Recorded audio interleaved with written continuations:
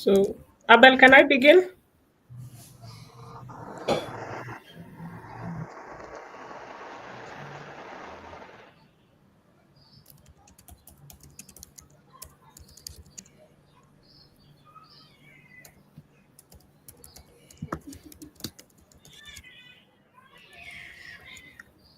Okay.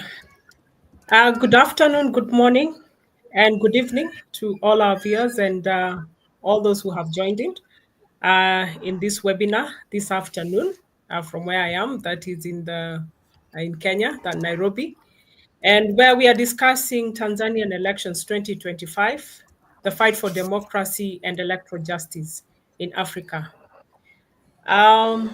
For election watchers and also election analysts, we can agree that 2024 was quite a pivotal year where about 17 African countries held elections, which most of them turned out in a way that many of us did not expect.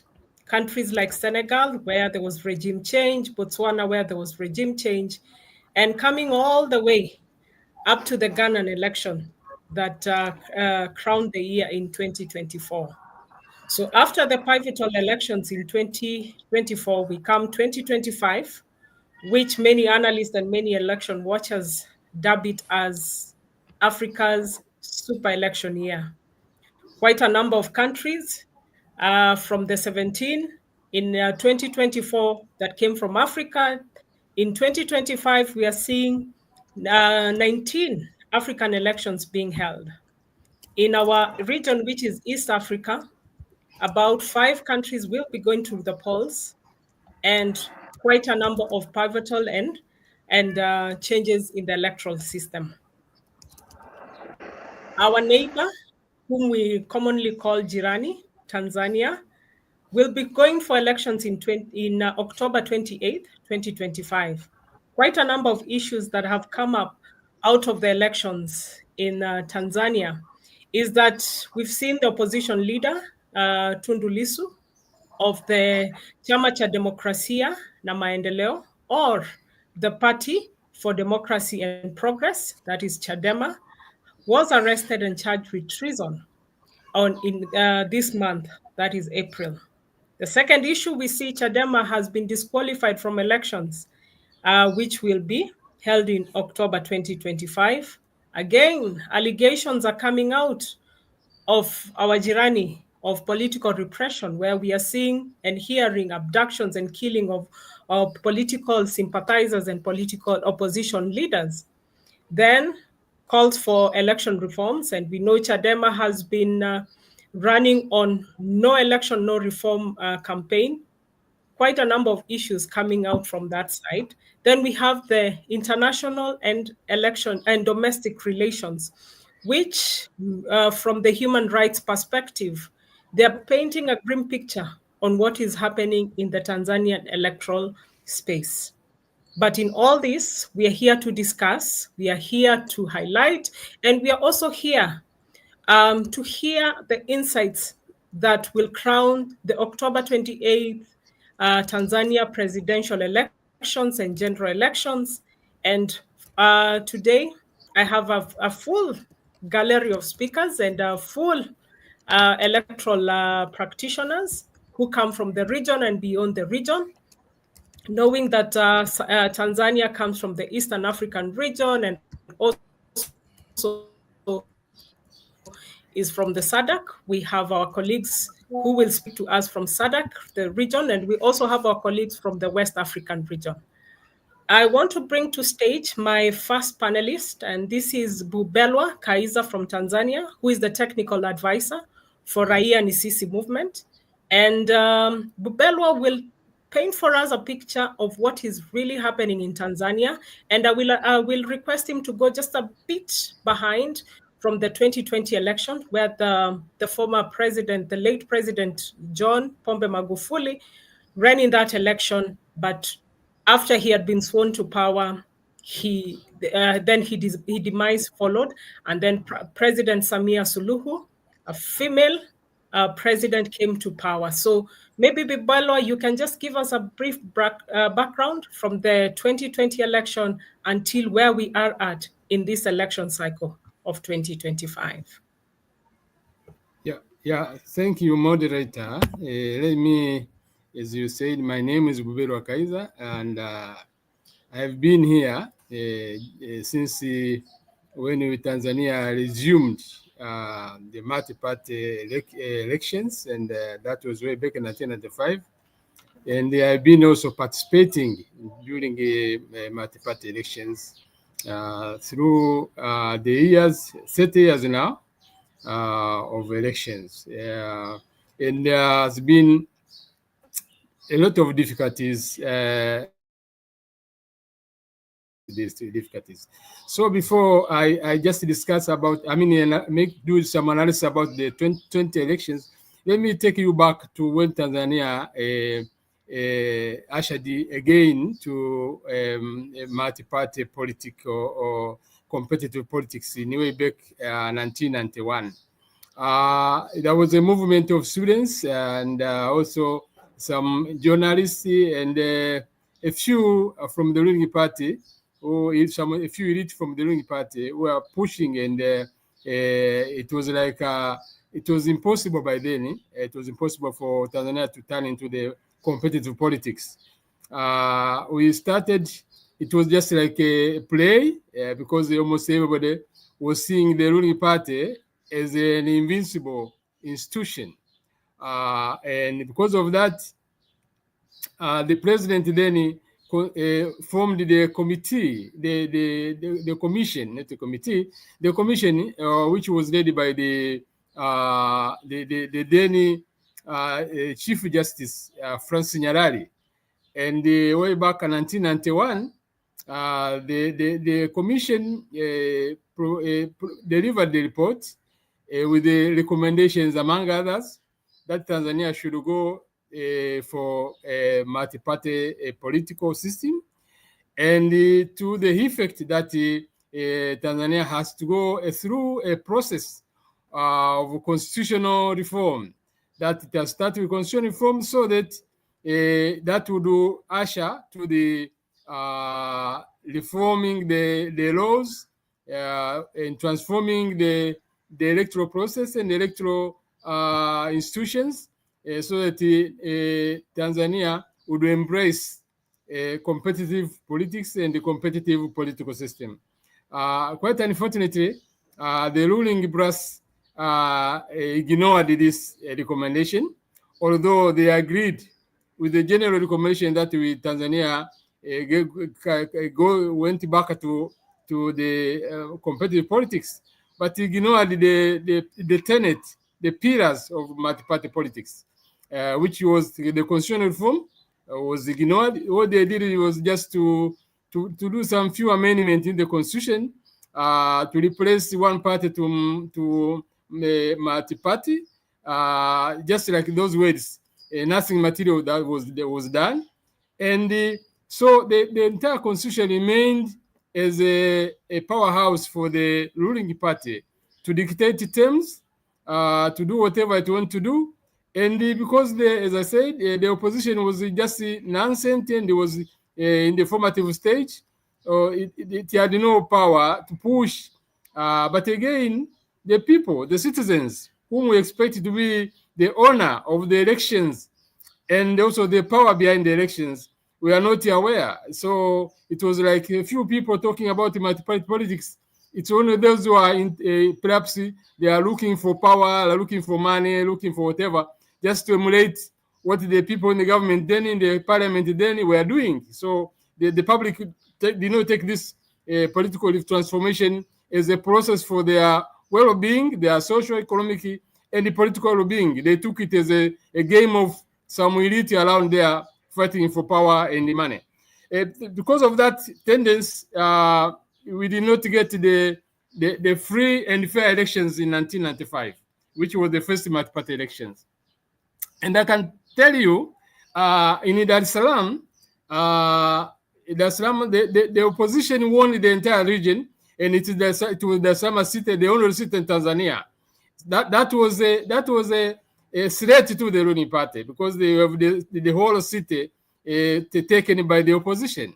Unknowingly, the Electoral Commission disqualified all the electoral results and ordered the re-election in a few weeks. So the election were nullified, and nobody was even asking why the nullification, and the National Electoral Commission did not even bother to explain to the public until today why it did what it did to nullify the elections. So that tendency actually has continued until today. So when we come to the 2020, which was the first multi-party electoral system since 1995, it was like the president, President Magufuli, it seems he was doing quite a lot in terms of pushing the strategic projects, but he was doing nothing. Even saying he's regressively doing in terms of human rights, good governance, civic space. So he was worried. He was getting worried that probably he would not get through the elections. So introduced the draconian laws to govern the elections, also to intimidate the civil society. That was way back in 1919. Therefore, and also he made it clear to the Electoral Commission because until now, and then the Electoral Commission does not have its own employees. It always borrows the government employees, those in power, especially those appointees, presidential appointees, borrowed to govern and to supervise the elections. So the president then, Magufuli, had a meeting with these people, and he told them that he paid their salaries, he gave them push cards so that they could ensure he remains in power. And he said it would be surprising if anybody would allow to announce. He was talking to those returning officers who were supposed to announce the elected winners.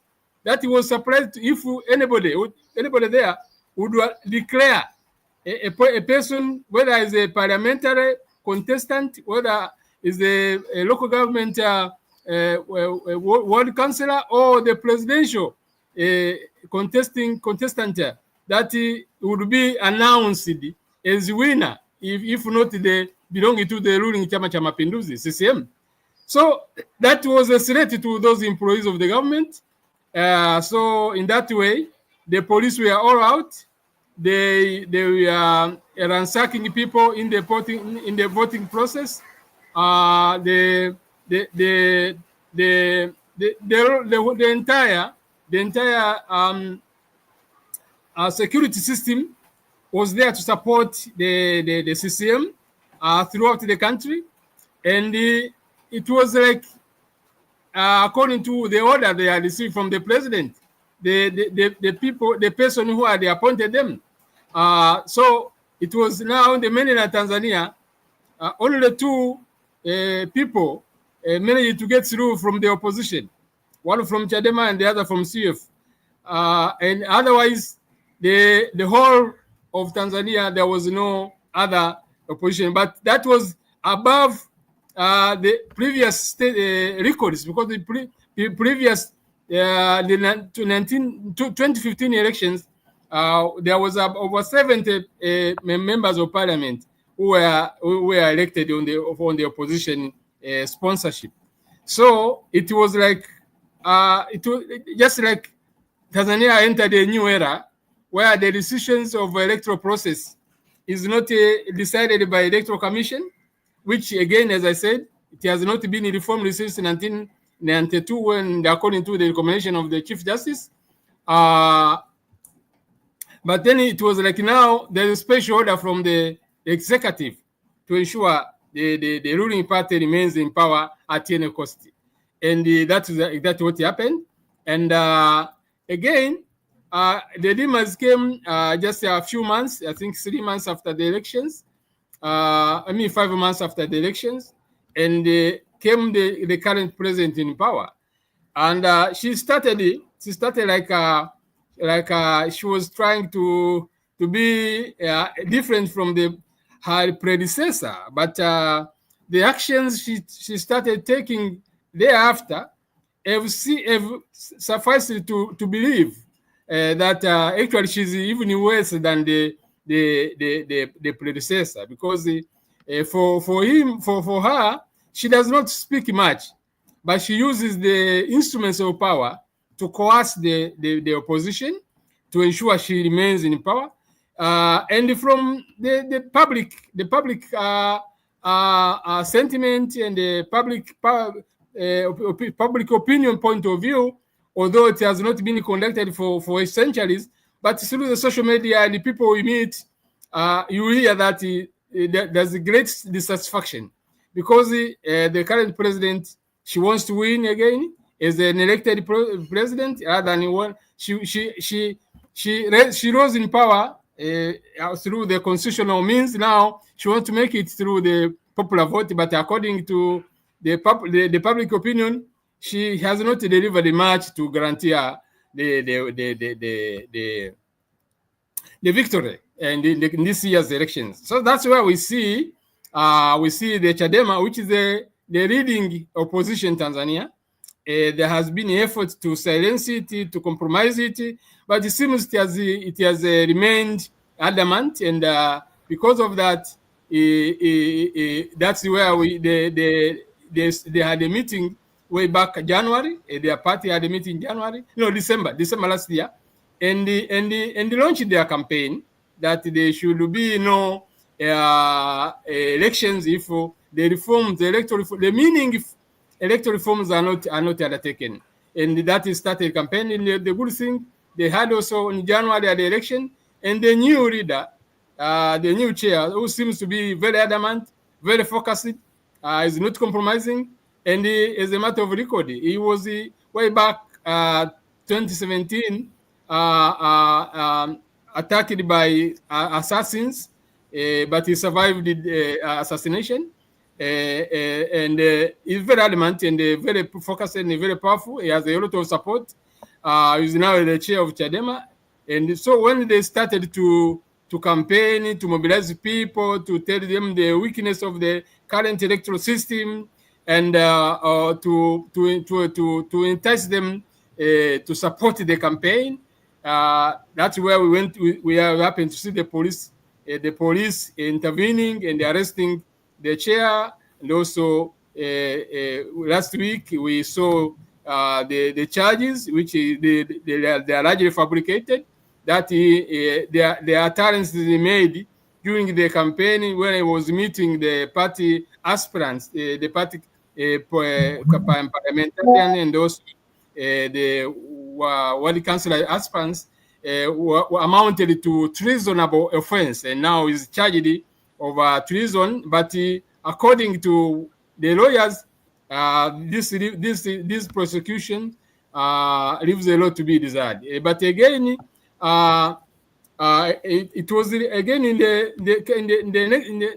the following 3-4 days, the National Electoral Commission also rushed the signing of the electoral code of ethics, code of conduct, and then the other parties signed.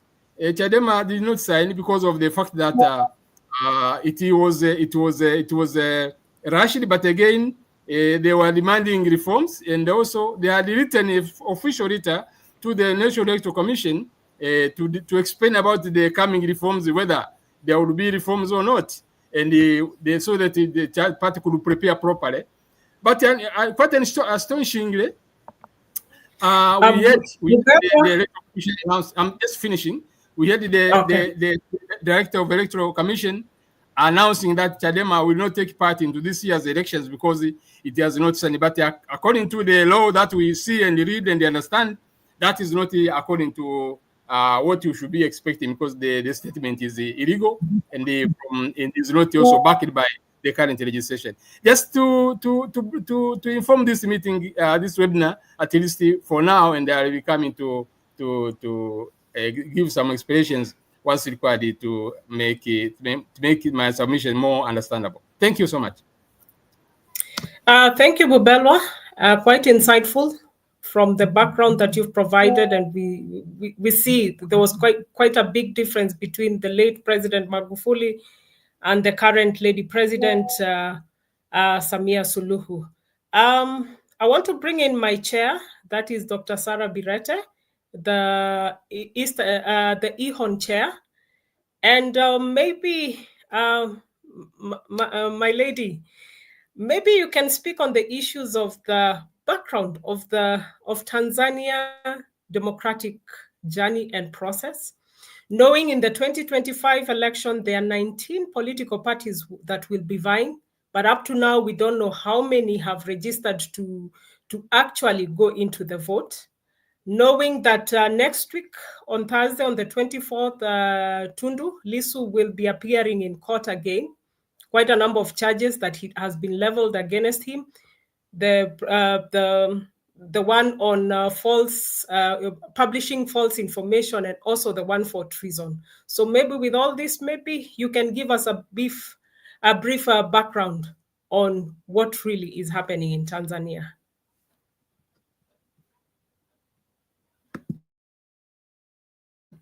You're muted.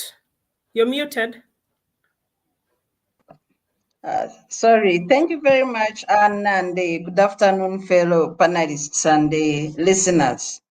Yeah, briefly, I think the outgoing panelist has summarized a bit of the context, but I will add in a few issues, especially regarding the Constitution of Tanzania, that leads or has led to the current context that we see happening in that country. The 1992 amendment that ushered in the multi-party dispensation did not consider amending other critical aspects of the one-party state to create a level playing field for the multi-party dispensation in Tanzania. For example, if you look at the situation of the Electoral Commission, the National Electoral Commission, NEC, there were proposals in the Warioba Commission set up by President Jakaya Kikwete in 2011 to 2015 in the process of trying to enact the constitution, a new constitution, or what was known as Katiba Mpya commonly in Tanzania. The Warioba Commission came up with key recommendations of the amendments that would create a level playing field for political parties in Tanzania. Key among these is the creation of an independent electoral commission that is not controlled by the president or appointed by one party, like is the case today. The Warioba Commission further recommended entrenching the separation of powers so that the parliament can work independent of the executive as well as the judiciary. The current context has no strong checks and balances, and it creates a situation of an imperial presidency that is overbearing and cannot allow other parties to mobilize and conduct their activities in the country. There was also 2014 to strengthen the protection of fundamental rights and freedoms to enable greater citizens' participation in their governance. And if you look at the current context, the context of shrinking civic space, the emerging abductions in Tanzania and gross human rights violations that have been pronounced by the Arusha-based court, but also there is a pending case by the Pan-African Lawyers Union regarding the abductions and human rights violations in the 2020 elections that is undecided, and the situation remains unresolved, leading to the context of suspending Chadema And why was Chadema, the leading opposition party, suspended from participating in the elections that are now 5 months away? The National Election Commission of Tanzania has a practice of parties signing the elections code of conduct. This exercise is voluntary, and parties that participate or sign this agreement or code, it has no legal basis. It's just a goodwill act of parties to say that they will commit to, going about campaigns in a violent-free manner. So Chadema chose to stay away from signing the code of conduct for these elections because of the need to push for reforms. And they have been running a campaign of no reforms, no elections, basically because of the context that is clearly captured in the Wariopa Commission and the draft Constitution of 2014. So when this push came on, and the government then claimed that Chadema is running, a violent campaign, is pushing for violence by demanding for reforms for elections. And the boycott, then the National Electoral Commission announced that Chadema has been suspended from elections. They do not have power to suspend any political party from participating in elections according to the Constitution and laws of Tanzania. The only entity that can suspend a political party is the registrar of parties. And so the conduct of NEC speaks to the context of a shrinking civic space, but also an overbearing presidency that cannot enable, institutions of governance to function and protect the liberties, the civil and political liberties of the people. Further to this context is the situation of media and civil society in Tanzania. Most of the actors are working under heavy self-censorship for fear of, repercussions. Like most media, about 33 media houses were suspended under Magufuli, and 15 of them were reinstated by President Samia, but with heavy fines, and most of them are highly indebted, and they trained carefully to avoid, the repercussions of the state when it comes to enabling or engaging in critical media or investigative media work, like the role of the fourth estate should be. The civil society also are in the same situation of self-censorship, and the country, generally the citizens, are gripped by fear. And I want to take an example of the November civic elections, where the Green Militia, this is a paramilitary group belonging to Chama cha Mapinduzi or CCM, also the ruling part of Tanzania, that even moves with green small cars, abuses rights and freedoms of members of the opposition and their supporters, and seems to enjoy the protection of legitimate state agencies, and they conduct their affairs or abuses with extreme impunity. These reports can be traced in the observer reports of the churches in Tanzania, as well as other documentation of people who observed the civic elections in November 2024 in Tanzania. So coming from this context, you would regard Tanzania as a country that is not ready for elections, or a country that has no intention of conducting free and fair elections.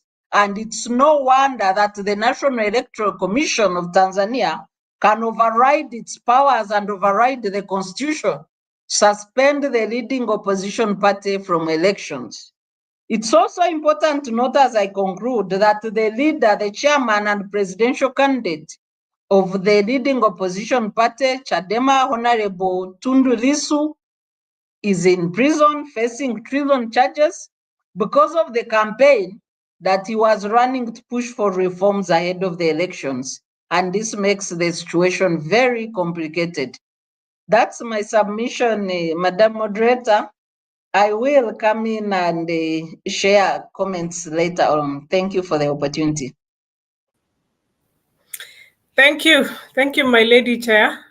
You've really painted quite a picture on what is really happening in our neighboring country, and we know you're also facing the similar things in Uganda. And yeah, we are like twin countries. Yeah, quite eventful. Thank you, my chair. So now I want to bring in Peter, and Peter Mwanangombe from Zambia is the program director of CCMG in Zambia. I know Zambia, you will be holding your elections next year, so that is quite something for you also to learn. But maybe my question to you, and having heard from Bubelwa and from our lady chair, is maybe what I can ask is, what does this mean then to the democratic norms for citizen participation, freedom of expression, and also accountability? And this comes from the background where SADC, you shocked us with your elections last year. We saw what happened in Mauritius, Madagascar, and to crown it, Botswana. So now with all this and with your good manners in the SADC region, and then you see what is happening to your also SADC country, which is Tanzania, and also which Tanzania happens to be part of the EAC. What is it portends in terms of the democratic norms, citizen participation, freedom of expression, and also matters accountability when it comes to governance? Thank you very much, Anne, and Bubelwa, as well as Sarah, for sharing that context, which is very, very important. The Tanzanian election is very pivotal and important to the SADC region, having had a number of elections last year where we drew lessons.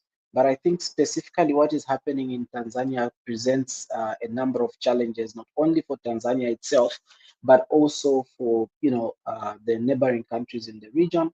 And these would be, I would like to think about these in terms of erosion of democratic standards. Where participation in elections is guaranteed not only by the national laws, but also through international standards as well as continental obligations to which we are party to, specifically the African Charter on Democracy, Elections and Governance. So that is very, very important to underscore in terms of the impact that such decisions bring to the fore. There is also potential for political instability, especially if the opposition commands a huge following. And so decisions such as this only creates more tension and also raises aspects of dissatisfaction from the voters. But when you also look at the participation itself, both from the political contestation point of view, but also from the voters' choice and ability to be able to vote freely, it creates a situation where voters do not have a broader choice to select from, but also there's going to be a lot of dissatisfaction, there's going to be a lot of anxiety, and this could escalate into potential violence and also unrest in the country. So those are really areas that we need to be aware of as it relates to the developments in Tanzania. Like I said, the situation in Tanzania may influence aspect of political pluralism, for example, and encourage authoritarian tendencies, because as it is, and as Sarah has rightly put it, the code of conduct is in many countries a piece of document or a part of the electoral process law which guides on how political parties should conduct themselves. So we need to be careful in how we look at this in view of the rights that are guaranteed in the Constitution. And that's why Sarah calls it the decision as being illegal, because the code of conduct is a voluntary issue that you enter into. And that's why we need to be very careful in terms of how we provide or how we empower EMBs to the extent that they can disqualify a candidate, because this should be done with the necessary oversight from judicial institutions, and most importantly, because that will try to undermine or will play around the right to participation, which is guaranteed in the Constitution, then the disqualification procedures and processes should emanate from the Constitution and flow down to the electoral laws and finally into the code of conduct. But then, and I think this is the more reason why I think as a region, we need to pay particular attention to what kind of reform recommendations are being made by the different election observers, so that then we can learn not only as a country hosting elections, but also outside, to understand what key issues are being raised. How do we protect the right to vote? How do we guarantee political participation? How do we ensure that people are able to participate on an equal basis with others? The incumbent and the ruling party are always at an advantage, and they have everything at their disposal. So our laws should always endeavor to then limit the extent to which such powers can be misused. For the region also, I think it's more about I talked about the limited electoral choice, but also polarization with regards the way that the community will not be socialized. Of course, there's going to be tension between the supporters of Chadema and the ruling party and maybe others. So that also will have its own impact on the socialization of the communities. When we look back at Zambia, for instance, when we had a similar instance of an opposition leader being charged with treason, that created a lot of tension in between different regions of the country. So it then would mean a lot in terms of trying to unify these different factors post-election, and you don't want to go to those spaces because the context becomes so divisive.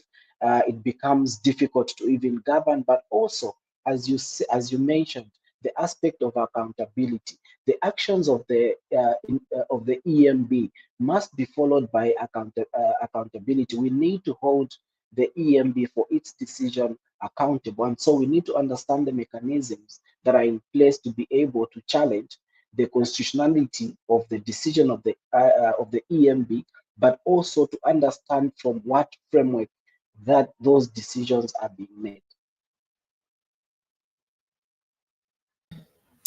Thank you, Peter. Quite a mouthful over there. I want to bring in Mule, and Mule is the coordinator for EHON and the Election Observation Group in Kenya, the largest domestic observation group, celebrating 15 years this month since its existence. And Mule, we have heard and seen Jiranis behaving so badly, and we are seeing them overstepping where they are not supposed to be stepping. So maybe the question I can ask you is, in the context that has been painted by Bubelwa and Our Lady Chair, then how should opposition parties then in Africa operate under the context where the electoral playing field is not fair and there's a lot of authoritarianism, as we are seeing in our neighboring country, Tanzania? Thank you, Anne, for this conversation. And I think it comes with a very timely space when we can be able to discuss the issue about Tanzania as we move into that election. First, as a caveat, I wanted to say that I'm on transit, and therefore, when you hear if you are going to hear background noises around me, is because I'm somewhere in a road. I just stood on the sideline so I can be able to attend to this, and I hope I'll be audible enough. Let me say this. First, I think the two backgrounds which have been set by Bubelwa and Dr. Sarah are spot on in terms of the situation in our neighboring country. And I would have spoken about all those, the Nyarari team, which came in 91, the Warioba Commission, which articulated the issue of the Constitution, and all the reform recommendations which were articulated in those proposals, in those draft documents. Had they been in place today, I don't think we'd be having the kind of problem that we are having.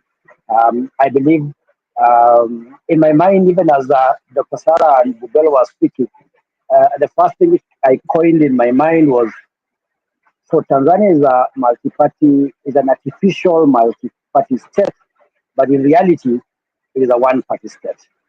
Because the things have not changed, the laws have not changed, the legal framework has not changed, and therefore it is the ruling party CCM which is in control and which pushes its weight around when it comes to the decision making, whether it's elections and other constitutional matters. So to come to your question, so what options then do the people over there have? I think there are only two options in my view. One is the one that Chadema and other actors on the ground were advocating: no reforms, no elections. Remember that we ran that campaign here in Kenya for quite a very long time, and we were successful to some extent. We are still not out of the woods, I think, but I think the actors here, because of the concerted efforts by not only the opposition political parties, but also the civil society and other actors, we've been able to get some level of, reform into the framework of our electoral processes and our governance processes. So I think that would be a spirited campaign by the civil society actors, by the media, by the opposition political parties, would be something that perhaps will be able to gain some traction. But we must be aware of what Dr. Sarah talked about in terms of this capture. When you operate within a one-party state, and why Africa tried to move away from one-party state was because of that capture by the ruling party and the state, so that the media, the civil society, as Dr. Sarah said, are struggling. So there is limited, there will be limited success in that respect. But because they are the citizens of the country, the civil society which is there, the media which is there, the opposition party, they belong to Tanzania. So their business is Tanzania. So there's no way they're going to ever run away from that. So I think a spirited campaign, much more concerted, much more organized, needs to be is the first option. The second option is to seek support from without. The case for Lissu is coming up next week. We have this Chadema situation where Chadema has been banned from participating in the elections. I agree with Peter, I agree with Sarah in terms of the illegality of that determination, because I think first, that's an internal policy issue. It should be a voluntary issue for the parties to be able to make a decision on that. But even where there is a policy by the election commission, it should not be a determinant of whether one can participate or not.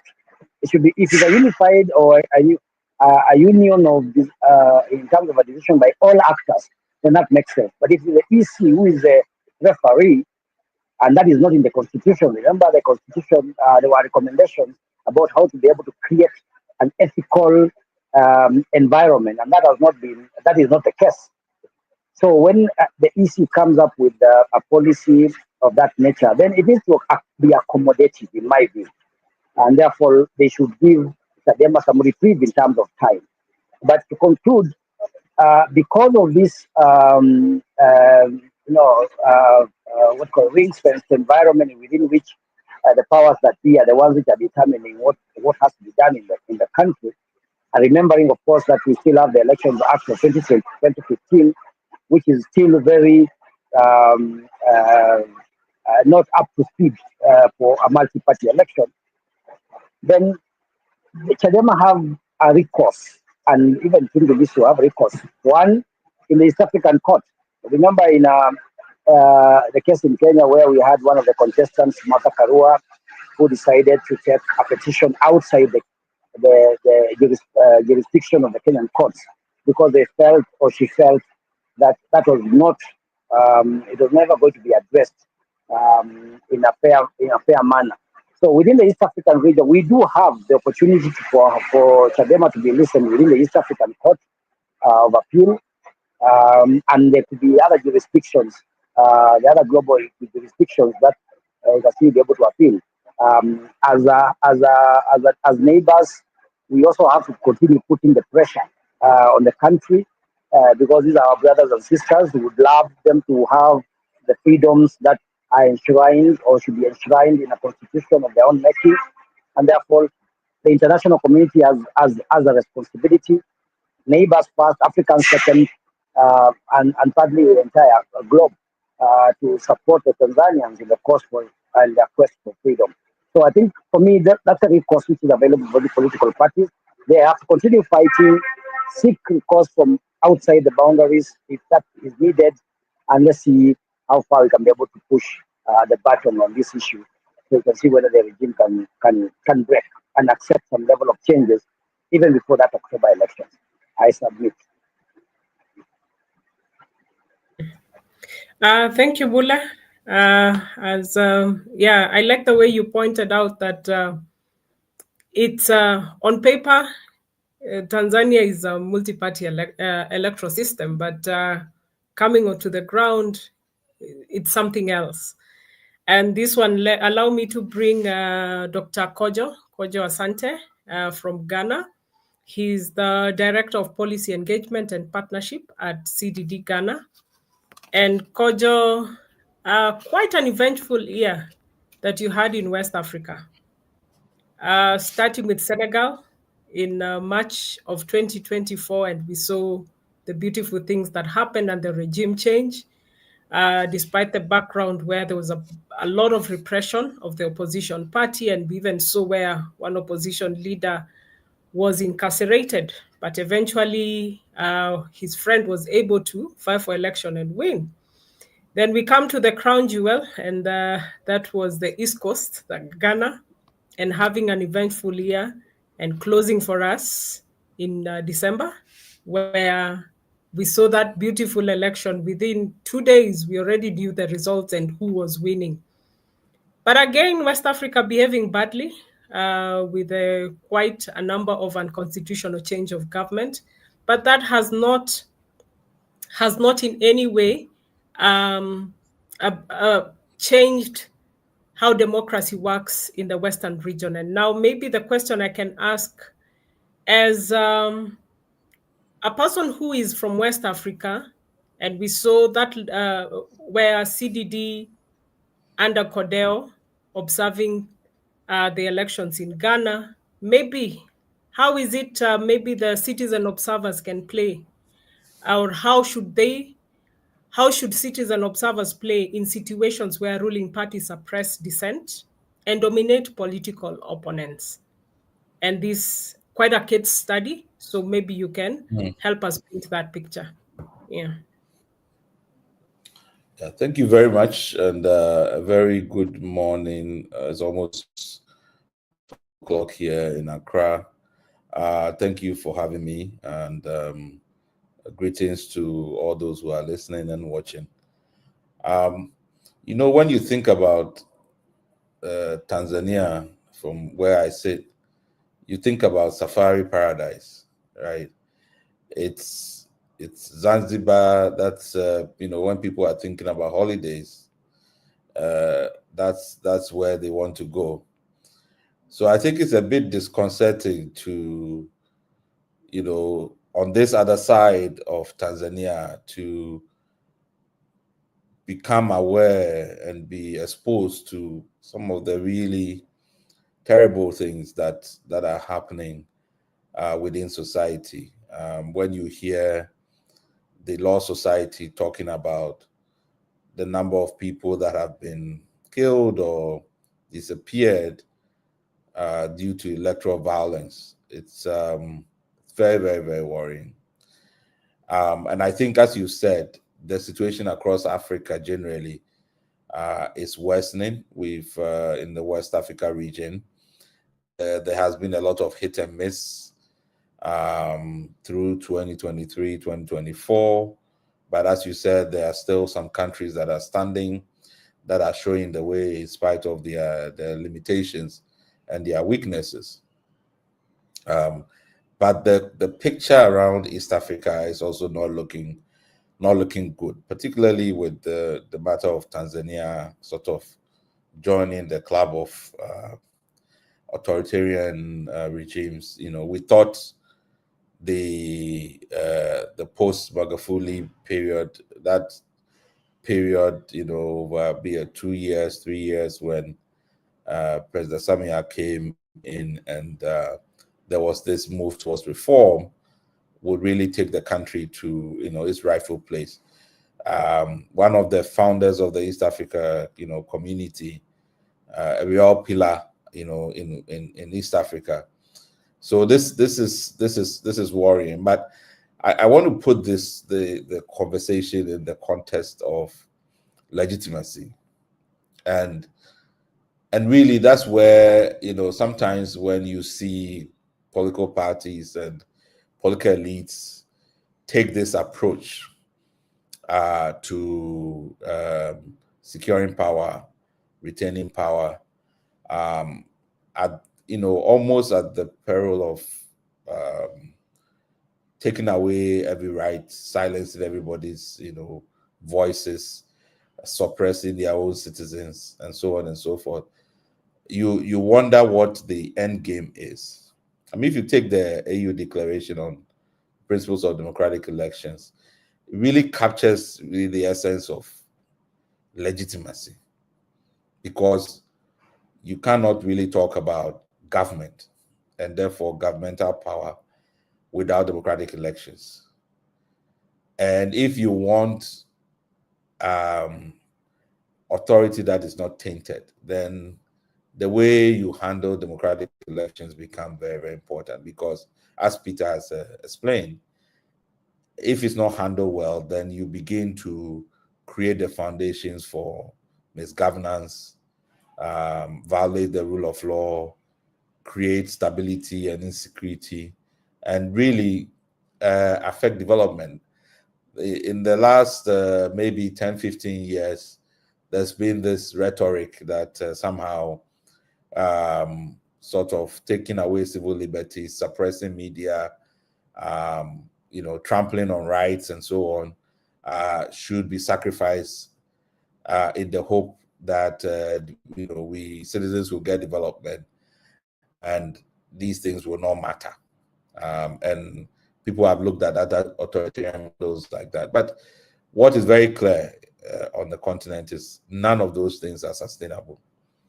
You don't create peace and harmony when you need to force citizens to accept your rule and find other ways, to disguise it by holding elections that appear to be genuine, but basically people are not being allowed to participate freely or even to exercise their franchise freely. Right? And so you wonder why a party like the CCM that has been in power, since the independence period for all these years, believe that they cannot compete fairly, and freely, and allow the citizens to make their choice, and feel that they need to impose on the citizens their rule by hook or crook.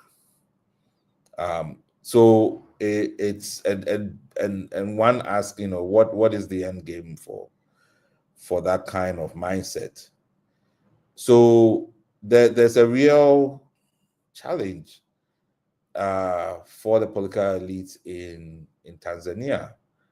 Those reformers in the parties, in the CCM, people like President Samia, if she wants to leave a legacy, that is befitting for being the first female president. Somebody, that people can remember for bringing change and transformation. That this kind of governance is just not one that would serve her well, and what is she going to do about it? Because the elections are coming, people are watching, people are observing. Things are deteriorating fast. I think really the political violence part of it is what it's really upsetting.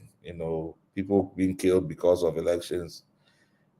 Even in a place like Ghana, if anything like that happened, the last election, 2020, was the highest in terms of fatalities that we experienced. I think 8 people died because of clashes with military and all those kinds of things. It's an ongoing challenge for the country. And you're talking about 80 people. That is just not right. And something has to change around that. I think the question about, what do citizens do in this kind of environment? I think Mule has talked about, the different ways, because yes, I see as Sarah said, there are many things in the transition period that has not been fulfilled in terms of actually changing the rules of the game to reflect the democratic principles. Even if you see the provisions in the Treaty of 1999, the East Africa Community Treaty, even eligibility to be a member is based on your commitment to democratic principles.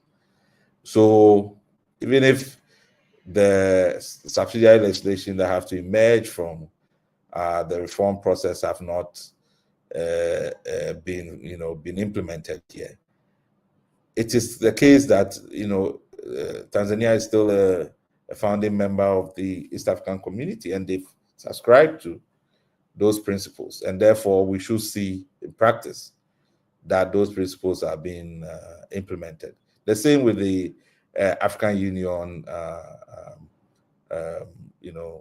charter on democracy, elections, and governance, which makes very clear provisions and principles that Tanzania has subscribed to. So I don't think there's any excuse or that we have not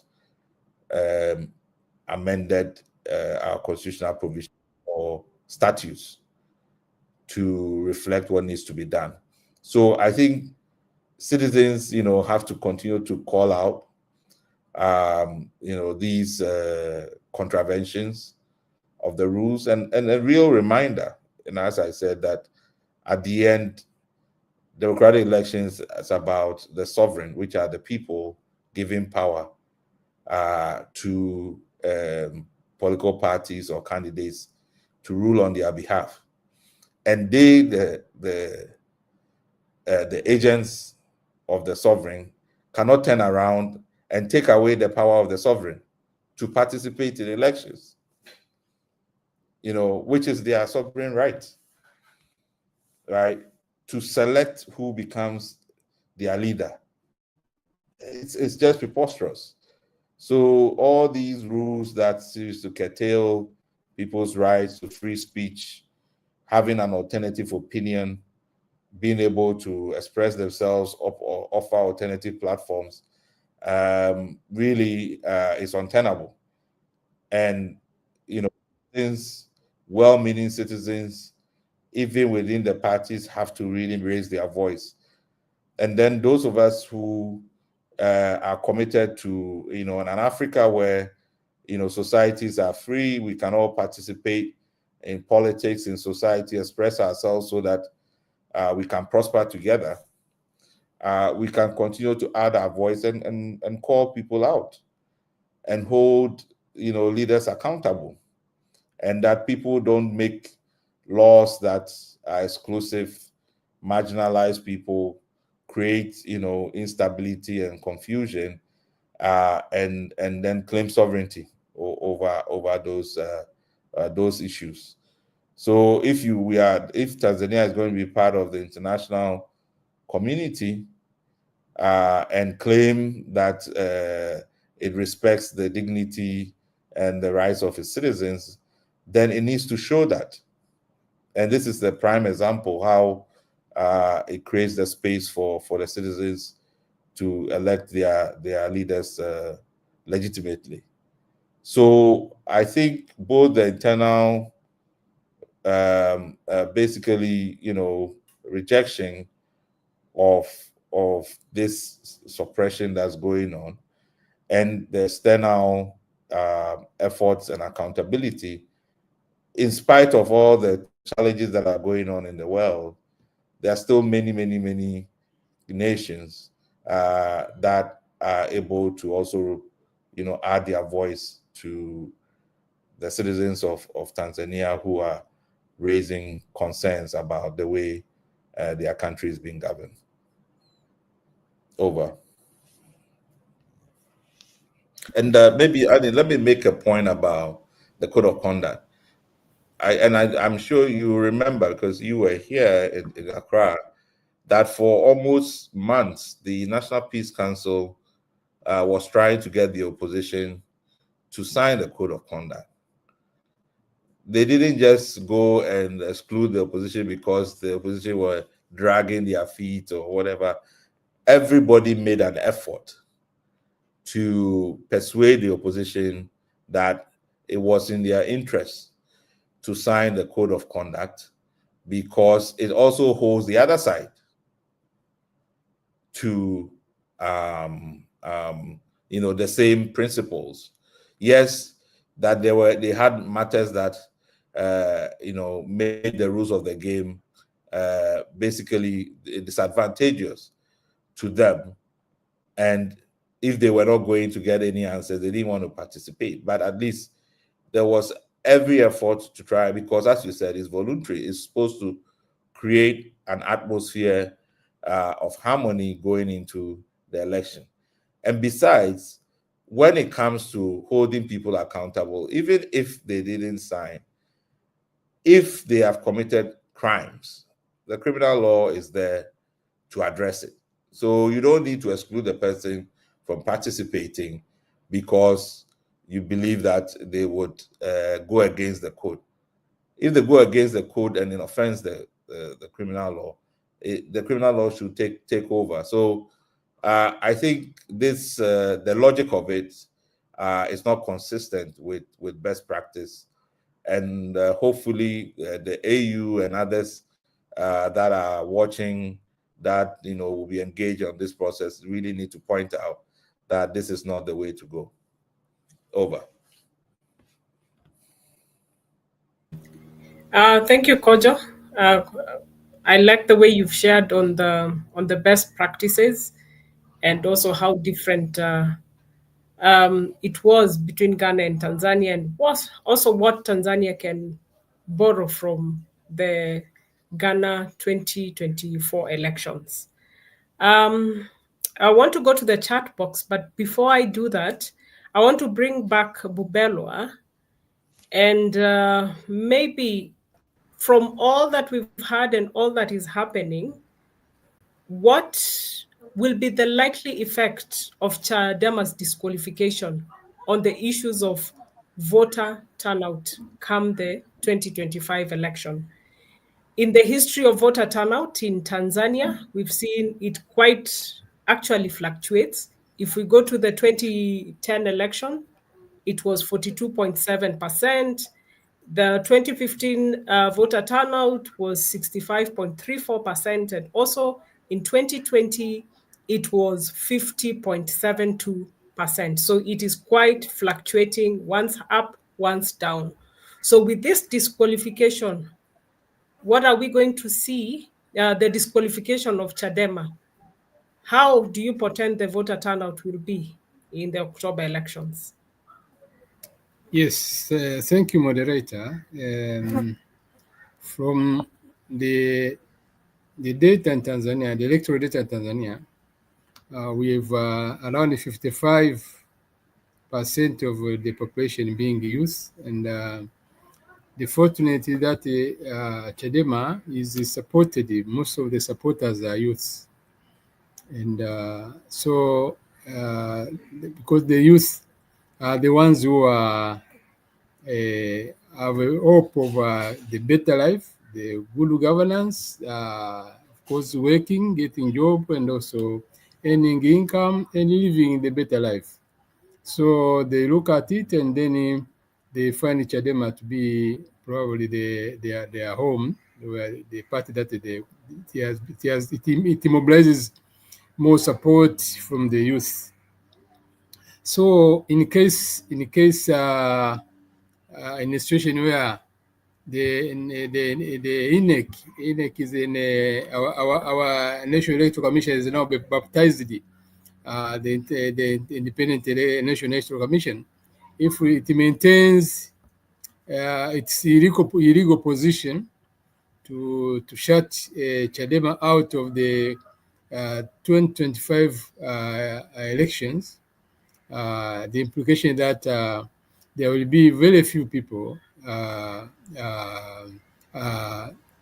turning out to elections to elect leaders, and again going further, the implication will be the second will be like the member of parliament, the ward councillors, and also the president will not have reached the threshold of integrity and also of Tanzania massive support. So it is like there will be that effect that you have a president, you have a member with the parliament, you have the local councils, the authorities, or the councils, the district councils, the city councils, the municipals, and also the town councils.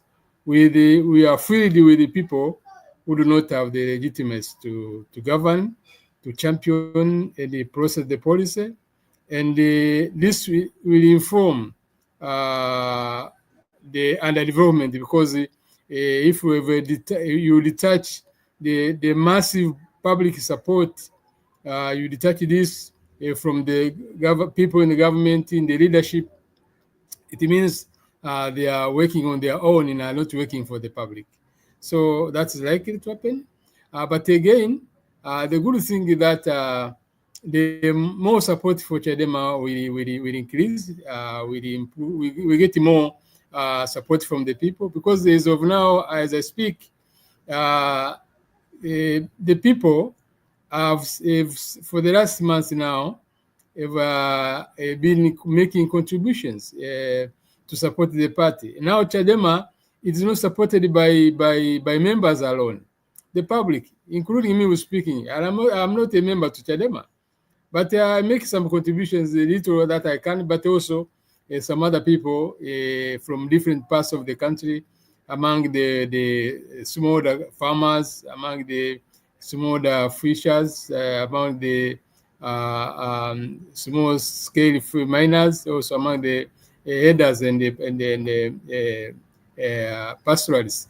So these people are making small contribution to the party so that they can maintain the campaign to ensure electoral reforms are achieved. So I see this scenario where we are going to have a government that is not supported, and the impact will be like they're going to be more tyrant government, dictatorship is going to prevail because they know they are supported by nobody, and this could undermine the public investment and also the policy making process that also ensures a delivery of such services and also the development services. So I'm trying to see this happening, but I don't think we are going to reach that position because, as I said earlier, and as a fellow panelist here said, the implication that the Electoral Commissioner's statement about the disqualification of the Chadema party not to take place during the 2025 elections is illegal. That statement is illegal. It cannot be accepted, and it cannot be, neither is it legitimate. It is illegal. It is illegitimate. It is not supported. It is not. It is not supported by a written, even the culture that we have in Tanzania. So I think the National Electoral Commission is going to withdraw this statement, and so it can emerge, because there's nowhere you can set it in the law, nowhere you can set it in the constitution. It is just a statement that was made, and that is where you can also see by your own eyes that the National Electoral Commission is not independent, because it was like it wanted to police the ruling party, to please probably the president, that they are doing the work that has been assigned to do through back doors. But the official law does not allow the National Electoral Commission to shut out the political parties from contesting elections, and there's no law that also allows that to happen. I can just say that according to the question you asked. Over to you. So, Bupelo, what I'm hearing is that this can be repealed. The one for the code of conduct, where Chadema, it can be repealed. It can be repealed because it is not backed by law. It is not backed by constitution. It's illegal and unconstitutional. The law is very clear. It does not give the reprimand. It does not incriminate a party for any action that goes as far as shutting the party out of the elections. But if you look at the very legislation, Section 162 is very open. It about signing those code of conduct for the electoral, and it's not for political parties alone. It's for the government. It's for the Electoral Commission, the political parties to sign and agree on some sort of a civility of how to coordinate, to behave, to make more civilized the elections. It is not the section meant to incriminate any party because it has not signed. And again, there's no time limit in that section. And that's the only section in the law but there must be a time limit or rushing for a national ceremony for signing. Those things are not there. So we consider this to be, as I said earlier, to be backdoor instructions, which I think from what I see, it has backfired. I don't see this going to happen. This is going to be effective because as a party, the Chadema continues pushing, and their members, they are continuing pushing, and also Tanzanians are continuing pushing, and even the people, the former leaders in the government, and also the religious leaders, they are all pushing. We see them different forums pushing for ensuring that the law is followed in the illegal declaration, like what it was made by the Electoral Commission, are not given a space to prevail in Tanzania. Thank you, Bubelwa. I'm still not seeing any questions on the chat box, so I will continue. Quite a number of comments coming in. And I want to bring in Peter. And at least I've had the good news. The disqualification of Chadema might be repealed. And I'm hoping that will happen. Knowing that Tanzania does not have an electoral dispute resolution clause in their constitution. So this means that once the INEC declares the elections, there is no recourse to go to courts. And in terms of the legal framework, we are looking and seeing that if some of these things are not changed in time, and I know you cannot change the goalposts in the middle of an election, and knowing that Zambia is coming up with elections next year, what are some of the legal frameworks would want to see in the near future for Tanzania, for example, and also maybe in the next election cycle, and some of the things that can be done at least to make the playing field to be a bit level, so that the October elections do not just come and go as an election that is just any other that was done for the sake of being done, but it is an election that at least a meaningful change was witnessed and seen. Yeah, thank you. Can I make a correction before my colleague comes in? Yes, we don't have, their constitution does not provide for that, but the law, the Tanzania election, presidential, parliamentary, and councillors elections law, Act number 1, 2024, provides for that, so that those who are losers and they consider the election was not properly conducted, and they feel that the law was there was a breach in the law, then they can go to court. And also the High Court has also been preparing to handle these cases. These cases on a priority environment. But the problem is about the integrity of the court. Also, is a question. Is a problem. It also is a questionable, because there are people feel like even the High Court, is not free enough to listen to these complaints and procure the justice to those who would like to have the electoral justice being done. Just a correction, otherwise my colleague may continue to respond. Over to you.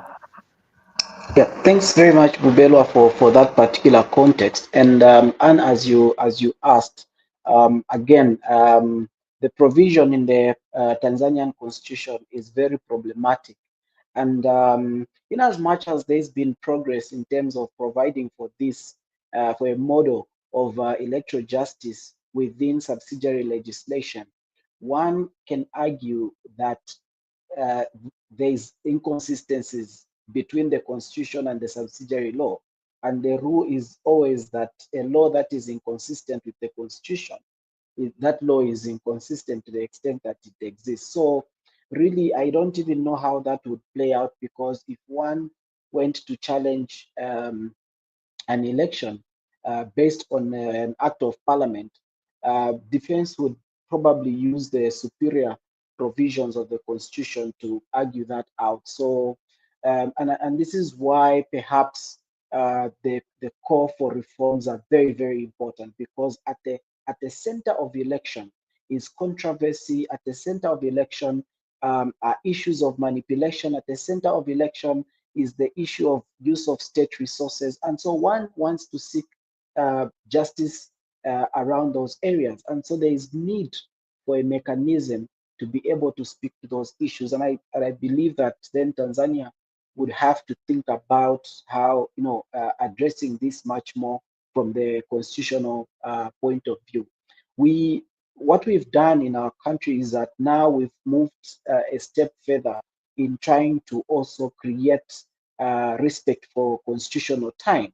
As you know, in 2016, we had a presidential petition which was not heard as a result of a time lapse. So the Constitutional Court then has set even rules to be able to guide the proceedings up to the time when this should be heard. So you can see that there is need to continuously improve the electoral justice system so that it contributes to democratic elections. And also it provides any candidate, any person, an opportunity to then,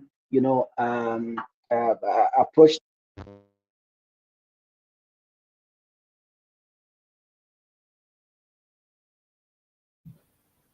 Peter, you went mute. So for me, I would also want to think about the aspect of undertaking reforms, particularly in a very open and clear environment, not too close to an election. But also, I think even if they are close to an election, these are supposed to be handled in a very cautious manner, so that the end game is to facilitate for a credible election. Kojo talked about issues of legitimacy, and so I feel for election observers that would participate in an election where candidates are being disqualified, because that will create a difficulty in as far as making a comment on that particular election.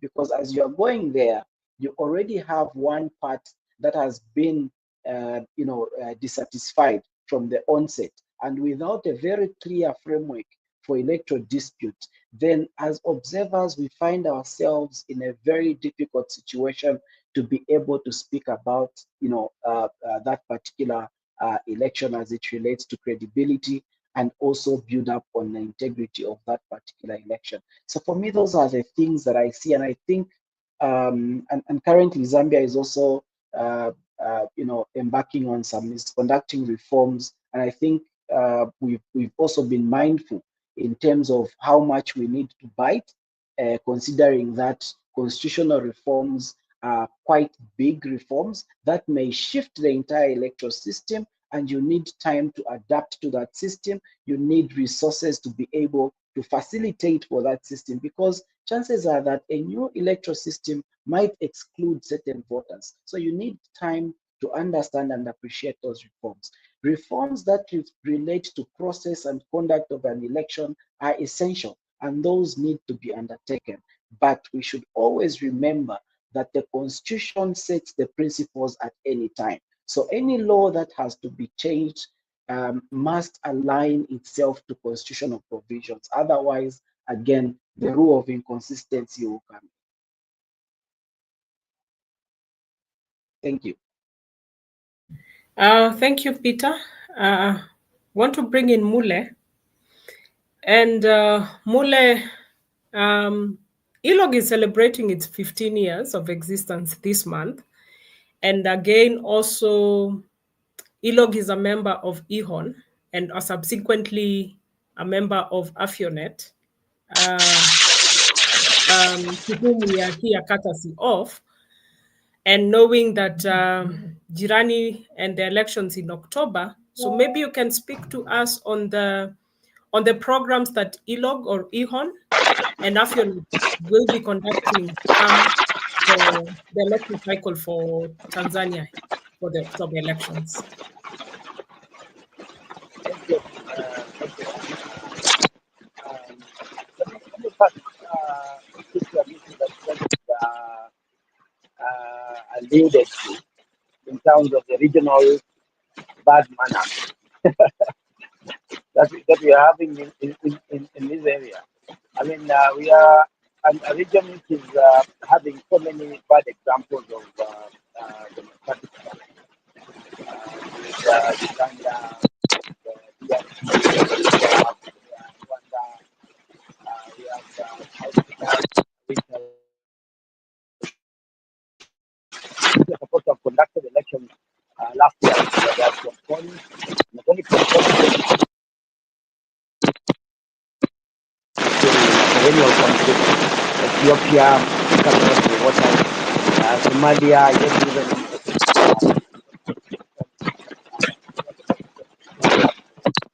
the practice of elections moving forward. And as Kojo was saying, this is possibly a stable country,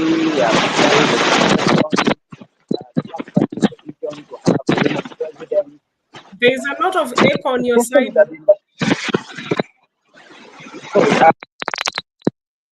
I'm in a very noisy place. I'm in open air. I don't know whether I'll manage. Can you hear? Yeah, now I can Can you hear hear me, Anne? Yes, now I can hear you. Okay. So I'm saying that we have the expectation that Tanzania as a stable country in the region and led by a woman that will be showing the way, especially because democracy is supposed to be about inclusion, it's about giving everybody an opportunity. And know how women, for the longest time, were kept at bay in most of our African countries. So my issue is that it should not be them the example of clawing back on previous levels. But as I say, we are also working in a continental and regional level.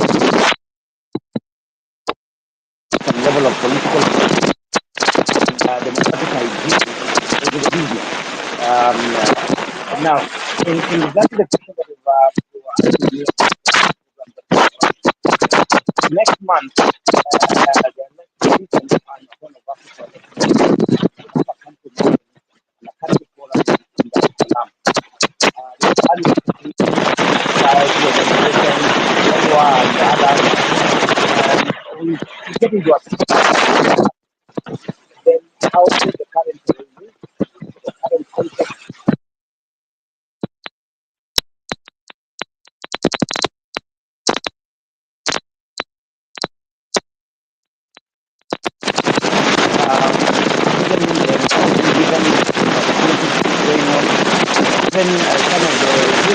Some of these local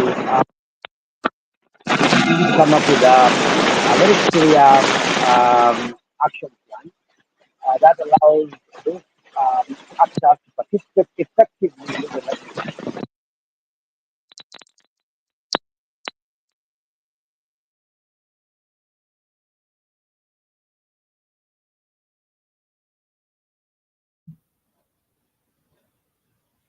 Okay.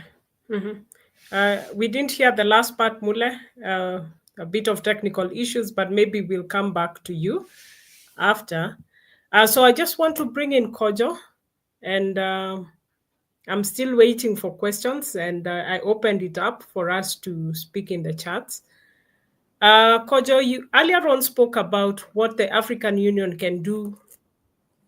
Maybe now, from an outsider perspective, I know the East African community will be observing these elections, and also the SADC will also be observing this election. So maybe my question to you is what the regional economic commissions, or the RECs, can play in easing the tensions in Tanzania.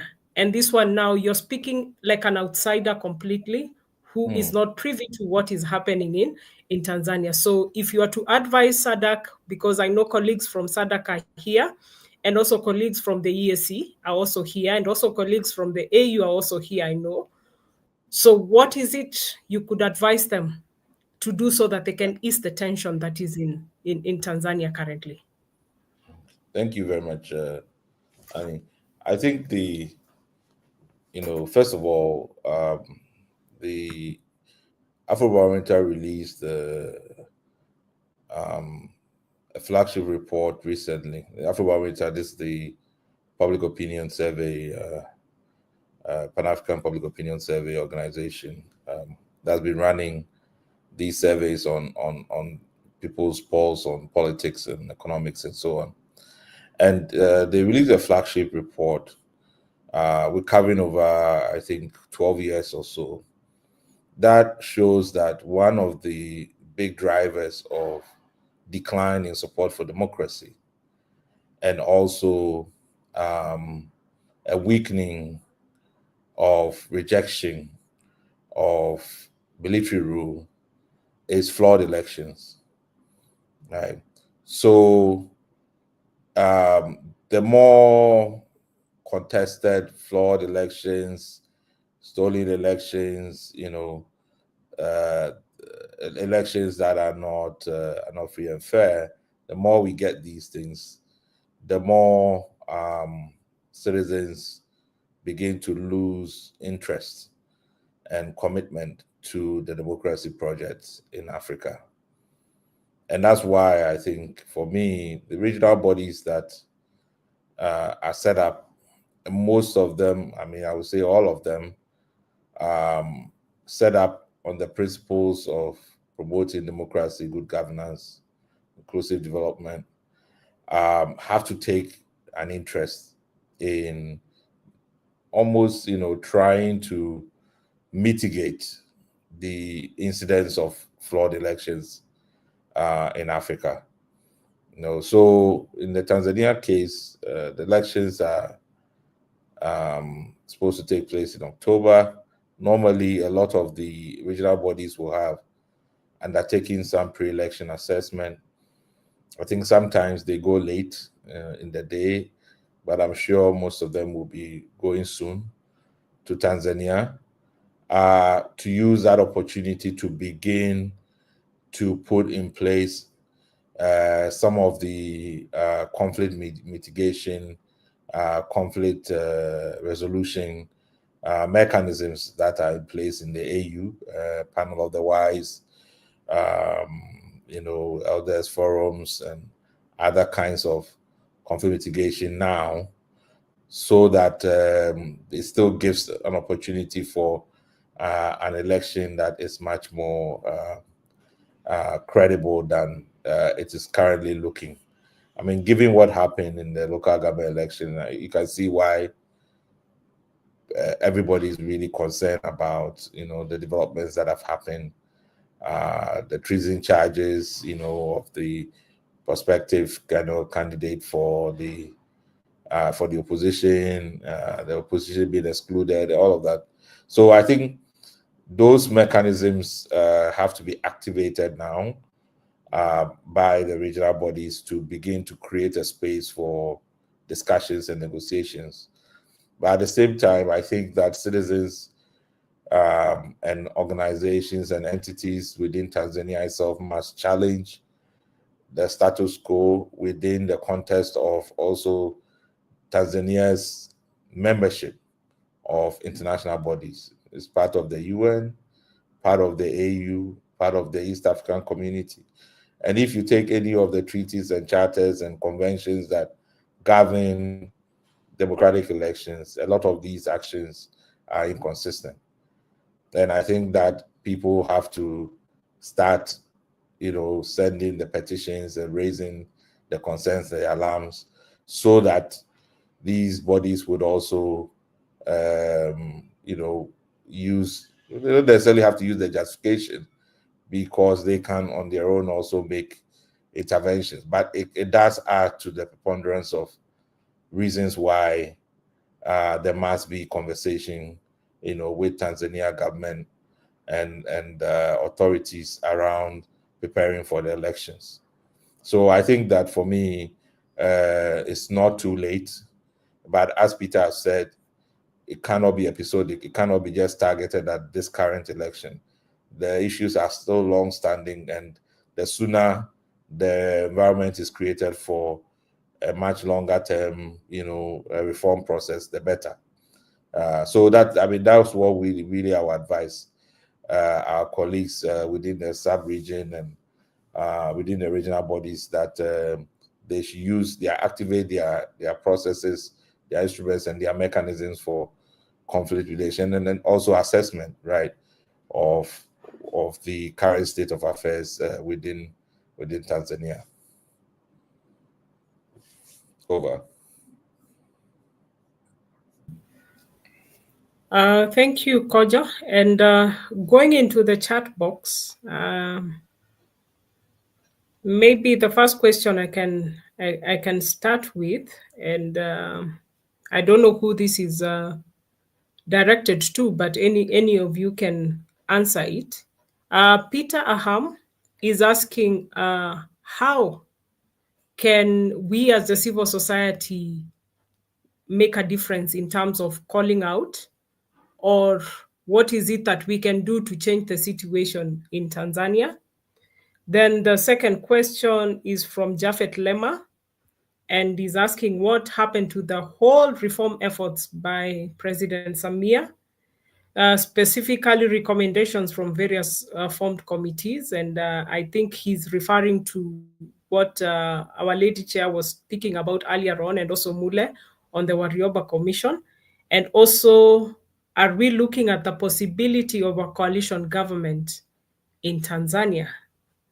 This is, I don't know who can answer any of the three questions. I will just throw to any of us, be it Bubelwa, Peter, Dr. Kojo, or Mule. Anyone of you can answer. Maybe I can bring in Bubelwa.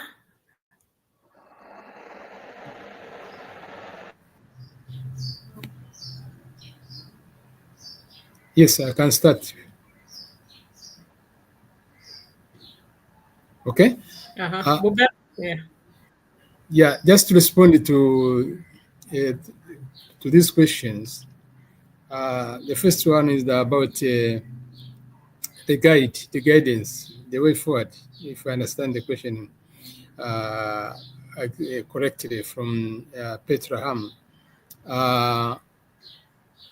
The issue of Tanzania is rather complicated because much as we would like to see the civil society being vibrant, being active, being innovative, pushing for reform and all these sort of things, there are conditions that must be in the society, which we do not seem to be characteristically being here, and we can observe clearly. The first thing is that you need to see a society composed of most of the elites, people with the knowledge, with the competence, who are, able to champion the public policy reform, and so many other things based on the knowledge that these guys have acquired.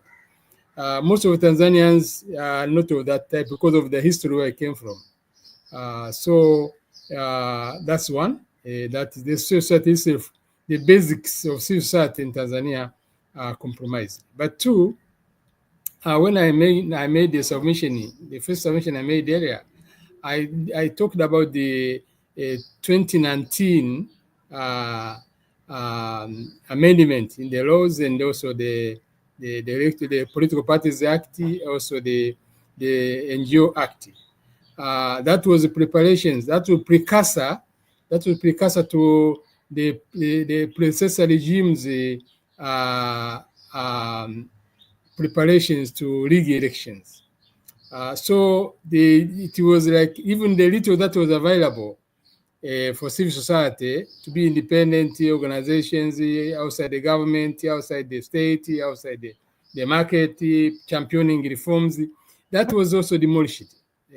What has been built for the last 25 years was also demolished because it was like now then in the amendment in the Civil Society Organizations Act or the new act, they gave the 10 years life for an organization to be registered, and after 10 years, if you don't go to the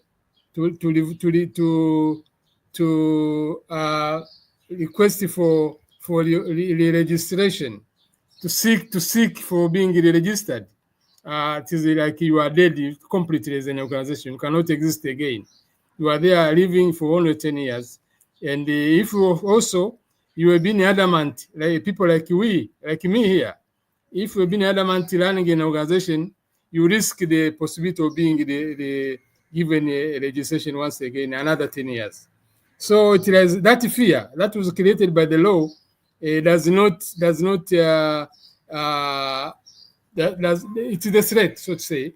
It's a threat for the NGOs to fight for public interest reforms, electoral reforms, and many others.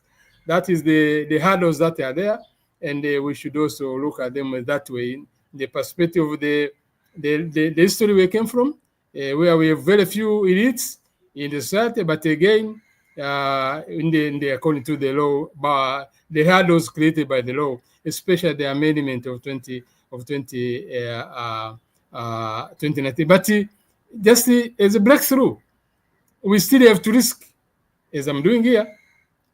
We still have to risk because it's about to die or live. Because if you are not coming out to rescue this country from the downsizing road, the threat, the risk that we are heading to, it means you are going to the entire country is going to face the risk, and also we may end up having the crooks in government and leading the people who are not aware, and then we compromise the development. So I think much as this is a republic, there is the need also to keep fighting, keep focusing. But again, there's what we should do as an entry point is to mobilize the people. Mobilize the people. As I said earlier, we have people in the smallholder farmers category, in the other categories, the major 4 categories: smallholder farmers, fishers, headers, and the small-scale miners. They constitute 92% of Tanzania voters. So that could be a strategic entry point in terms of mobilization, so that the government in power can listen to these people, because they are producing over 80% of what we eat and over 80% of what we sell. It is the base of our Tanzania economy. Only that they are not aware, they are disengaged, and we need to activate them to be active. That's probably what I can say in terms of entry point. But I leave the other question to my colleague to also to answer. Thank you. Over to you. Thank you, Bubelo. Peter? Yeah, just a comment on the question of reforms, and I must say, like Kojo has acknowledged, reform processes take long, and it requires a lot of give and take. You know, somebody always says it's not the way that you want to do your malaria vaccination or a law on malaria and how drugs are going to be administered. But this is changing the way that politicians behave. This is changing the way that people that have power behave. This is removing power from the people that actually have power. So it is really a very, very long process, a very painful process. But I think what is important is to have a starting point, and those committee reports and commission reports are very important. In our own electoral reform processes, we are actually looking at reports that were written as far back as 1993, 1996, 2005, 2011, and so on and so forth. So you see that all these documents become important. What is critical is to have a clear roadmap on what you want to do with the reforms, when you want to do it, how you want to do it, and who you are bringing on board. Consensus building is very critical. Civil society must play its role. It's a very painful process. Like I said, you have to, learn to, see if you can give and take. But what is comforting in all these processes is that Tanzania, for example, is not the only country that is to ever undergo reforms.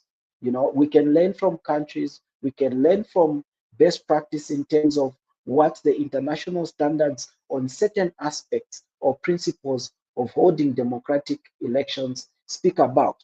You can learn from the way that you are socialized as a country and also your culture. So all these committee reports, all these processes are necessary to start another process, which will then need to be anchored on key principles: inclusion, consensus building, transparency, as well as accountability. So these 4 principles are very, very critical for any reforms, but also the reports from those committees are very, very, very important. So they shouldn't be lost. They should be used as reference documents, whether good or bad, because if the recommendations there were bad, you need to learn to avoid them. If the recommendations were good, you need to learn how to then embrace them, use them, and build upon them. So for me, I would really say these are still necessary, but we need to find a common ground and a starting point for these reforms.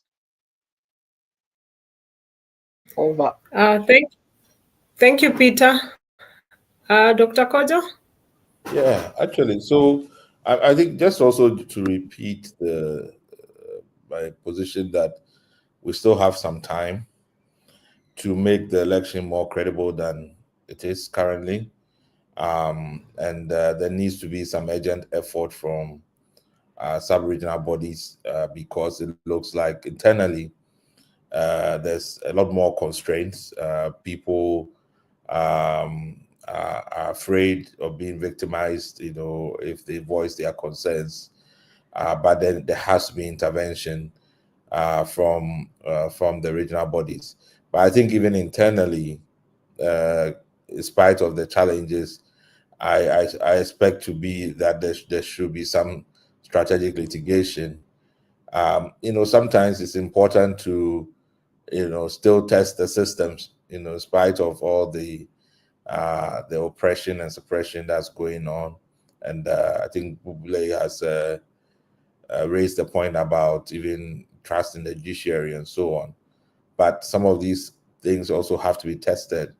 The principles that govern democratic elections, have to be tested within country. At least I see the Law Society has been active and vocal, and maybe they can support the churches who have also sort of suffered some clampdown, and so on. But they can all add their voice to make sure that at least some of these contestations are properly documented, and that the whatever position that is being taken by government is challenged when it is not correct.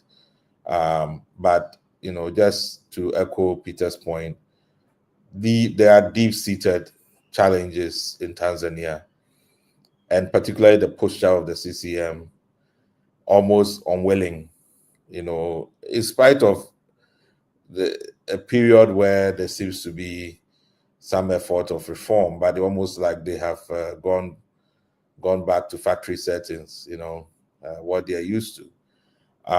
And these are deep issues about how they perceive power, how they perceive the stability and the longevity of the Tanzania state. But it's to just remind them that we've seen it all over Africa. These things never end well.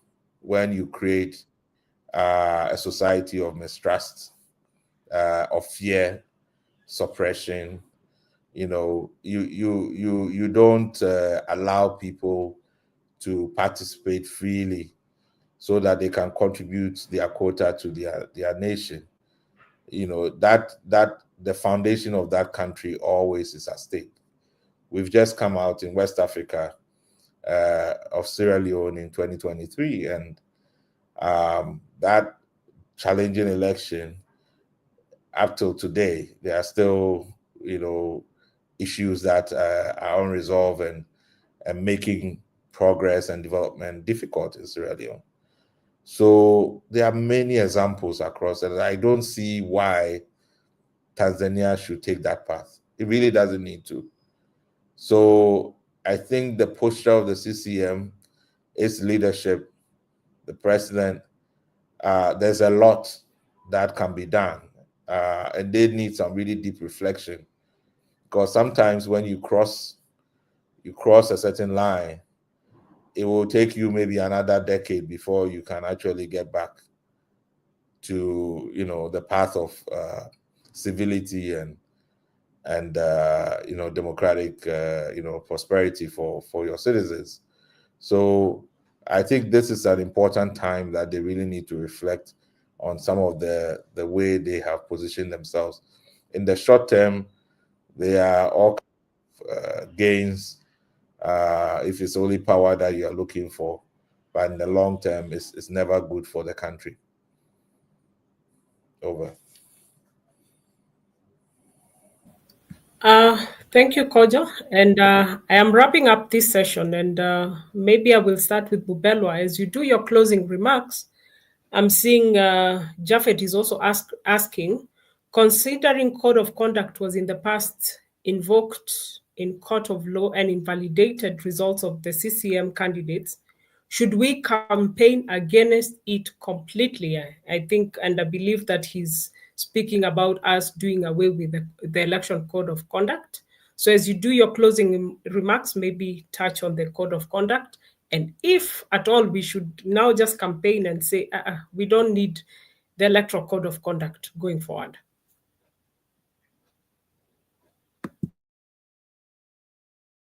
Yes, thank you, moderator. Before I go to this, there was another question which was asked that has not been responded to. Let me try also to respond to it very quickly. It is about the various committees and the commissions that were formed by President Samia immediately she came to power. She has been trying to do this, but it seems she's more interested.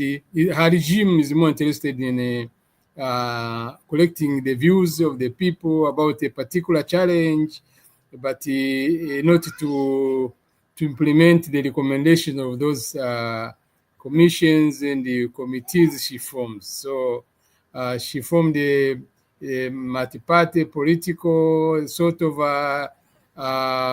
reconciliation committee. She also formed another committee on the administrative justice, and she's now formed another committee on the tax regime. But she only formed the committees. When the reports are out, she does not seem to be interested in terms of when it comes to implement the recommendations. So it's like her strategy of for the last 4 years to be seen working about something, but not to implement it. I can sum up like that. Regarding the code of conduct, I think the whole purpose and the intention of code of conduct in electoral code of conduct is very pertinent, and it is significant. It has to be retained. The issue is that it should not be abused, because we need civility in elections. We need the people to know that the power of governing belongs to the people. The people are the ones who have the power to rule. They give this power to the other, to the party to take for Tanzania according to the constitution for 5 years. Then the powers that is given to those rulers come back to the people to elect the other people, another group or party. So this should not be abused by anybody in power. It should recognize the power of the people, that the election belongs to the people. So civility is very important at this level. We cannot go without code of conduct. There must be code of conduct, but it should not be abused to punish other parties or to do whatever. Because when it's about code of conduct, it's about agreements, about the gentleman agreement. It's about civility. It's about agreeing on the core behavior of the people involved in elections. So I think we should maintain the code of conduct, but it should not be like the NEC is trying to show it is the one who is using the code of conduct as its own its dog, the hunter's dog, to bark and bite the other participant in the electoral process. As a closing remark, then I just want to say that we Tanzanians, civil society, should be alert. We should be alert, and we should follow up all these issues happening. We should also support the reform process. And from what I know, the Chadema is not demanding the overall reform, but at least the minimum reform that will guarantee integrity of elections. That's very important. And, the minimum reform may be a few clauses in the Constitution make to be amended, and also the law to be amended, and also to ensure that the elections transparently and accountably held. For example, now we are forced. It is only the Electoral Commission, the INEC, the Independent Electoral Commission, which has the power to allow whether civil society organizations or NGOs should be allowed to observe elections or not. And they put conditions, including very regular reporting to the INEC. So you see the entire purpose of citizens' election observation is compromised, because if you are not independently observing elections and reporting to the people about the process, what is happening, so that if there are mistakes in the faults are immediately corrected by the INEC. Now, but the current situation is like when you are credited to observe elections, it is like you are being employed by INEC and you are controlled by INEC, which I think shouldn't be the case. It is quite bad. It is not. It came from 2020. It seems to be also coming out now, which I think. But the civil society organizations, the NGOs, should persevere to push for that space to open, to ensure that they observe elections, and they also conduct civic education, which is election related. Of course, also voter education, so that at least finally we try to ameliorate this risky to ensure at least we have a half sort of outcome of electoral process that is yielding the election that is trusted, the outcome of which is trusted, and at least we see some sort of integrity. Unlike the 2020 elections, which was overall dictated by the state to appoint people to go to parliament in the election, and also the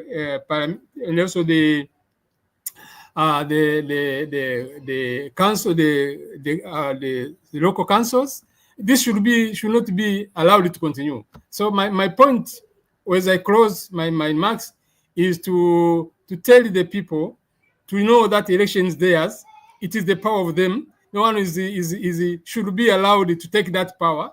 If the people are going to elect the leaders and to support which party, it's not the people in power which should dictate whom to be supported. It's not the INEC that is supposed to dictate terms.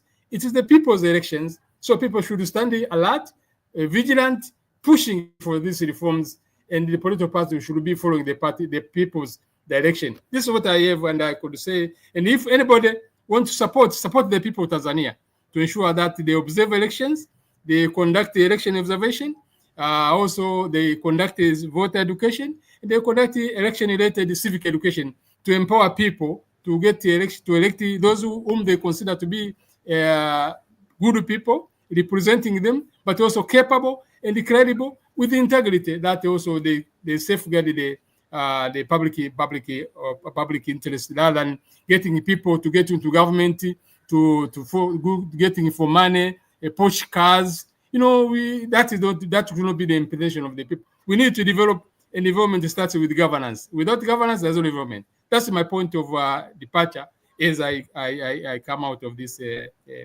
webinar panel.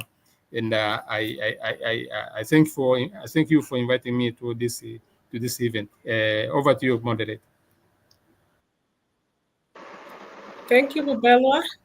I want to bring in Peter. As you do also your closing remarks, there is the question on the is there a possibility and looking at issues of possibility of coalition government in Tanzania, sorry. So as you do your closing remarks, maybe you can speak about the possibility of coalition government. And from where I sit as a Kenyan coalition government, it's quite a big ball game altogether, seeing the bad manners that is happening in politics back here at home. And funny enough, as where we are at in Kenya, currently there is no opposition. The opposition is now the Gen Zs and also us, the citizens of this country. So now we don't even know if it is a coalition government, if it is a broad-based government, whatever it is just a mixture of governance and everything together. So from where you sit, maybe, is there a possibility of that coalition government in Tanzania? And also do your closing remarks. Yeah, thank you very much. Yeah, it's an interesting question in terms of the possibility, but I think the answer lies in how the politics are structured in one country from the other. So those possibilities have to be thought about in terms of a number of factors. So you have issues of trying to unify the country and avoid going into dangerous spaces, or it is as a result of failing to reach the threshold. And then you have a provision that allows you to then, create coalition governments. But either, whatever the case, I think these are all possibilities. But I also wanted to respond to, I think there's a last question there, which is talking about the effectiveness of institutions, electoral institutions and oversight bodies in ensuring electoral justice ahead of the 2025 elections.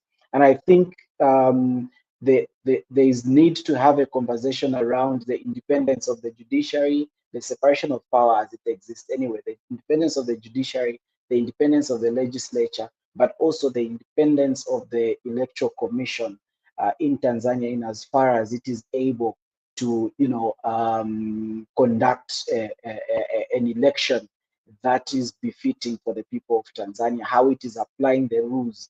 And as Kojo mentioned, if citizens bring in the aspect of litigation, how independent are the courts in terms of delivering sound judgments that go towards building not individuals, but rather the democratic architecture of a particular country, in as far as it relates to promoting, enhancing credible elections as well as enhancing electoral integrity. So I would look at it from that perspective in terms of how independent are these institutions, how strong are they, how adequately funded are these institutions to be able to stand alone and be able to provide sound judgments that go beyond the persons, but rather strengthen institutions in as far as they exist and they provide services to the people. In concluding, I think this has been a very interesting and eye-opening discussion for me, especially as it relates to issues of code of conduct, but also aspects of reform. But most importantly, what is it that we can learn and watch as countries in the SADC region in terms of what is happening in Tanzania? But also, interestingly, how do we offer solidarity to organizations, civil society organizations, democracy institutions, election observer groups within Tanzania to be able to navigate some of these challenges and still emerge as supporters of democracy and good governance? Thank you. Thank you, Peter. And now I bring in Dr. Kojo. And Kojo, there was the question on do we Africanize elections or do we democratize elections? From where you sit, tell us which is practical, which is not practical, as you also do your closing remarks.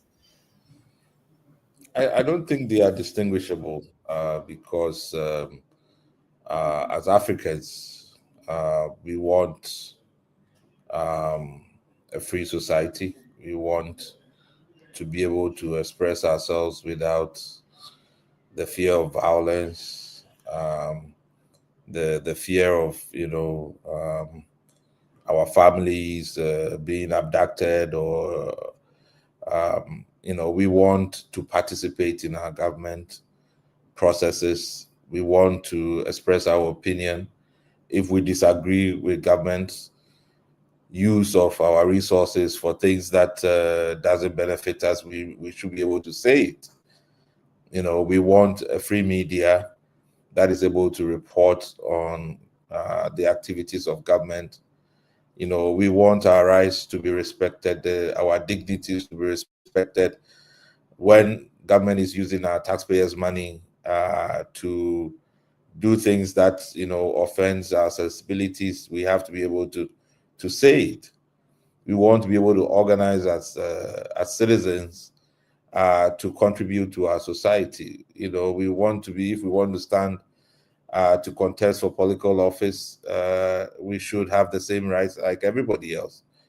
Parties have to be able to compete and a market of ideas, present their case to the people, and more importantly, that the right to rule is by consent of the people. That consent cannot be forced. I mean, sometimes you even have to if you put democracy aside, any kind of rule without the consent of the people is really bound at some point, to fail. And that has to be a basic principle. So I think in that context, as I said, when I started, I said, when I think about Tanzania, I think about safari. It's too nice a country to join the bad boys and girls in the East African community. If it's already getting bad, I think it's still time to walk backwards from the real terrible stories of many countries that have gone down that path. And a lot rests with, as I said, the posture of the ruling party. And they need to have conversations internally about how they want to embrace the future, because I don't think it's consistent with what the will of the people is. And this election is a turning point if it is not mishandled. And we do have time, to think about it and do things to make it more credible. And then lastly, to say, it's also for Chadema, I think, to at some point signing the code of conduct, committing a code of conduct, is also, to put the honors back on the other side, to respect, the democratic principles. If the code of conduct is consistent with the best practice of democratic principles, then everybody should be held accountable, on that. That doesn't mean that they lose their right to demand for reform and continue to push for a much better environment. And I also hope that citizens, assert themselves and assert their rights to participate in government, because they are the ones who actually determine who rules, and they should be able to do that freely. Okay, thank you again for having me. Thank you all. We have exhausted quite a number of questions, and I know there are quite a number that are pending, but this is work in progress. I want to wrap this up and saying thank you for everyone who took part in this webinar, and also as members and colleagues of AFIONET. It's been quite insightful to hear quite of the intrigues, the tears, the pains, and also some of the joys in the Tanzania electoral process. Tanzania will hold the elections in October 28th of this year, and quite a number of things that have come out to play, from the issues of legal framework to the issues of the electoral reforms to the issues of the media landscape, as it were. Quite a number of things and quite a number of things that are coming up. But as domestic observers, as international observers, and as election practitioners, election watchers, this is an interesting and a quite integral election for us to watch, to see what comes in October. We celebrated when Lady President Samia Suluhu came to power, and quite a number of things, significant things that have happened. But we still believe that there will be light at the end of the tunnel come the Tanzanian election. So for our brothers and sisters in Tanzania, and as we call you here in Kenya, Jirani, we wish you all the best in your electoral work. And also, as members of AFIONET, we'll be here to support. We'll be here to hold your hand as we move towards having a better democratic governance space in Africa. So this, I call it a wrap. I say thank you. Kojo, I know it is afternoon now, so I'd say good afternoon. Good evening to my colleagues in East Africa, and also to the other colleagues, good night. Thank you, and God bless. All right, all the best. Thank you. Bye-bye. Thank you. Thank you, and bye-bye too.